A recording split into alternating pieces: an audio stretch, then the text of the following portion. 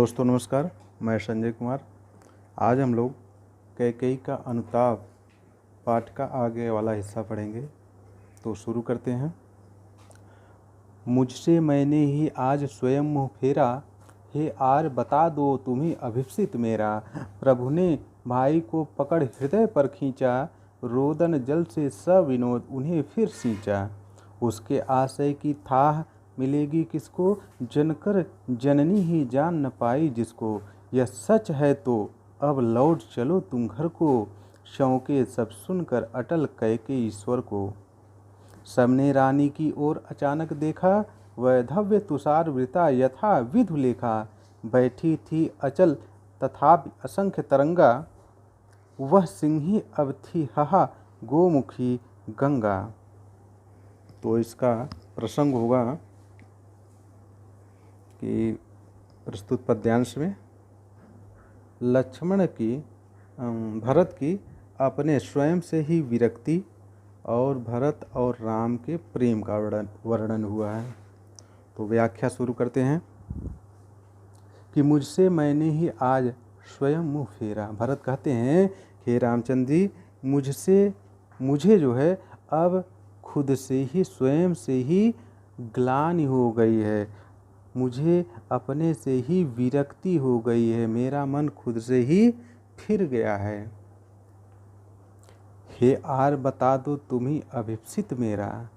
तो हे आर, जिसकी खुद से ही विरक्ति हो गई हो, तो अब आप ही बताएं कि उसकी क्या अभिप्सित मन इच्छा हो सकती है। तो आप ही मेरी इच्छा बता दीजिए। प्रभु ने भाई को पकड़ हृदय पर खींचा। भरत की इन वचनों को सुन करके प्रभु अर्थात रामचंद्र जी क्या हो जाते हैं, गदगद हो जाते हैं, अर्थात बहुत ही प्रसन्न होते हैं और अपने भाई भरत को पकड़ करके अपने हृदय से या सीने से लगा लेते हैं और रोदन जल से सविनोद उन्हें फिर सींचा और अपने आंसुओं के जल से आनंद सहित उन्हें सिंचित कर देते हैं अर्थात भिगो देते हैं। अब कहते हैं कि उसके आशय की थाह मिलेगी किसको, जनकर जननी ही जान न पाई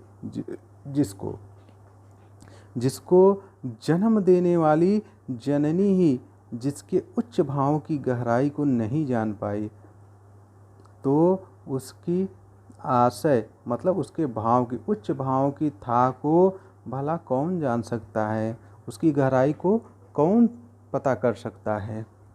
यह सच है तो अब लौट चलो तुम घर को, चौके सब सुनकर अटल कैकेयी स्वर को। तब इतनी बातें जो यहाँ पे है कि जनकर जननी ही जान न पाई जिसको, यह बात राम ने कैकेयी को लक्षित करके कहा था। तो कैकेयी उनकी इस बातों को सुन करके कहती है कि यह सच है तो अब लौट चलो तुम घर को, कि हे राम जी, अगर तुम्हारी यह बात सत्य है कि मैंने उसे जन्म दिया लेकिन मैं उसको नहीं जान सकी, तो अब तुम घर को लौट चलो, चौके सब सुनकर अटल कैकेयी स्वर को। कैकेयी के अटल स्थिर स्वरों को सुन करके सभी लोग चौंक पड़ते हैं। कैकेयी के अटल माने स्थिर, कैकेयी स्वर, कैकेयी के स्थिर स्वर को सुन करके सभी लोग चौंक पड़ते हैं और सबने रानी की ओर अचानक देखा। तब उन स्वरों को सुनकर सभी लोग एकाएक या फिर अचानक रानी कैकेयी की तरफ देखने लगते हैं।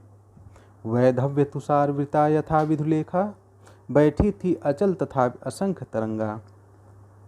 विधवा वेश में, वैधव्य जो विधवा होते हैं उनको, तो विधवा वेश में सफ़ेद वस्त्रों को पहने हुए रानी इस प्रकार लग रही थी जैसे कोहरों से ढकी हुई विधु लेखा। विधु माने चंद्रमा, लेखा माने किरण, चंद्रमा की किरण हो या फिर चांदनी हो। विधवा वेश में सफ़ेद वस्त्रों को पहने हुए कैकेयी इस प्रकार लग रही थी, यथा माने जैसे, इस प्रकार लग रही थी जैसे क्या, कोहरे से घिरी हुई चांदनी हो या चंद्रमा की किरण हो। बैठी थी अचल तथा असंख्य तरंगा। कैकेयी यद्यपि कैकेयी अचल स्थिर होकर के बैठी थी, लेकिन उनके मनोभाव में विभिन्न प्रकार के विचार की तरंगे चल रही थी, लहरें चल रही थी। वह अचल होकर के अर्थात स्थिर होकर के बैठी हुई थी, लेकिन उनके मन में असंख्य भावों की तरंगे लहरें चल रही थी। वह सिंही अब थी हाहा गोमुखी गंगा। वह सिंहिनी की तरह दहाड़ने वाली, गरजने वाली कैकेयी आज पवित्र, शीतल और शांत गोमुखी गंगा के समान हो गई थी, अर्थात वह आज सबका कल्याण चाहने वाली हो गई थी। इसका काव्य सौंदर्य होगा, इसमें भाषा साहित्यिक खड़ी बोली है, अलंकार उपमा और अनुप्रास है तथा रस शांत रस है। आज के लिए बस इतना ही। धन्यवाद। आपको वीडियो कैसा लगा कमेंट करें। अगर पसंद आए तो लाइक और शेयर ज़रूर करें।